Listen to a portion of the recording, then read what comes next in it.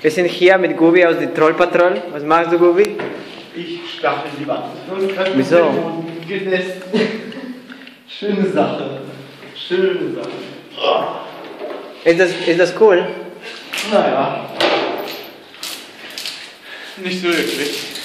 Also die ganze Ding muss weg. Ja. Ja. Auch von der Decke. Sag mal. Oh. Ja, gönn dir mal Esteban. Einfach so. Ja, das ist sehr schön Wand machen. Oder habe ich schon? Du kannst hier weitermachen. Einmal hier die Wand. Oh, ich habe schon Zeug drauf. Drescherkohle. So schlägt man. Gib mal deinen Handschuh. Diesen oben. Den ganzen Holzding muss weg. Roll einfach drauf. In die Mitte.